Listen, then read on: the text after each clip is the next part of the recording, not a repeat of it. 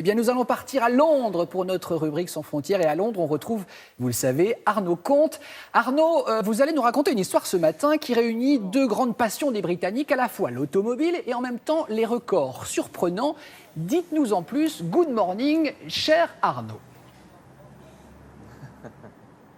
Bonjour Damien, oui vous savez qu'il y a une grande passion pour l'automobile ici au Royaume-Uni. Alors vous connaissez évidemment tous Lewis Hamilton, le quintuple champion du monde de Formule 1.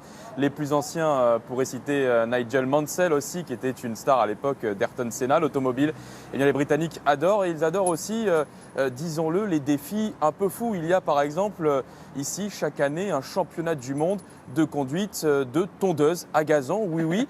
Et puis vous connaissez Damien peut-être les tuk-tuk, vous savez, oui. Ces petits tricycles qui servent à promener les touristes, oui, qui sont très répandus en Asie. Il y en a ici aussi au Royaume-Uni et notamment à Londres dans les quartiers très touristiques. Eh bien un jour, un Britannique s'est levé avec une idée un peu folle de faire d'un tuk-tuk un bolide. Alors il est allé sur un site, il a acheté un tuk-tuk qu'il a fait venir ici et qu'il a transformé. C'est l'histoire un petit peu déjantée, disons-le, que vous raconte ce matin Solène Grippon. Alors levez le frein à main pour son premier sujet. Regardez, elle vous raconte l'histoire.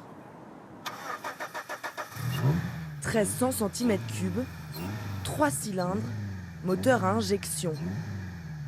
Ne vous fiez pas aux apparences, cette machine en a sous le capot. À bord de ce tuk-tuk de touristes, Matt Evrard et son copilote font chauffer l'asphalte. Pas dans les rues de Bangkok, mais bien au centre de l'Angleterre, à Evington. Près de 120 km/h au compteur. Accrochez-vous. C'est juste incroyable, comme un rêve qui devient réalité.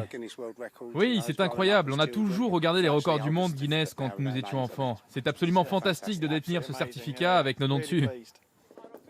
Ce rêve d'enfant, ce challenge un peu fou au volant d'un tuk-tuk motorisé est né sur un coup de tête lors d'un voyage en Asie.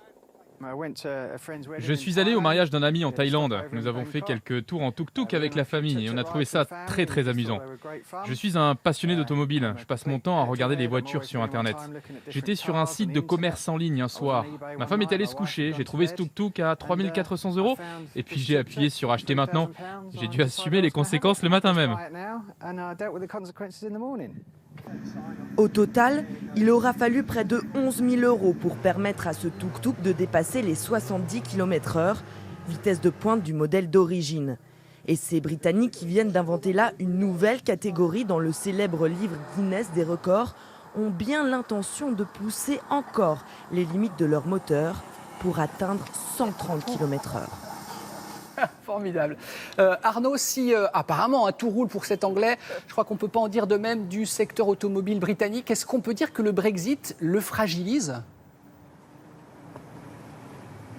Alors oui, clairement, trêve de plaisanterie, on va parler de choses sérieuses. Et effectivement, vous savez que l'automobile est l'un des secteurs aujourd'hui les plus impactés potentiellement par le Brexit. Je vous rappelle que le Royaume-Uni devait sortir de l'Europe le 29 mars dernier. Il y a eu un report du Brexit, mais par crainte d'une sortie de l'Europe sans accord, eh bien, l'industrie automobile avait anticipé. Vous savez que dans l'industrie automobile, il y a une fermeture annuelle des usines. En général, c'est l'été. Et là, elle a été avancée au mois d'avril parce qu'il y avait cette crainte justement de sortir sans accord. La production automobile ici au Royaume-Uni, rendez-vous compte, a été réduite de plus de 40% cette année. Et évidemment, la crainte, c'est que l'histoire se répète au mois d'octobre, puisque c'est la nouvelle date officielle pour le Brexit. Le Royaume-Uni doit sortir de l'Europe fin octobre. Et donc, il pourrait y avoir une sorte de block-out, parce que l'industrie automobile fonctionne en fait au jour le jour. On importe des pièces d'Europe.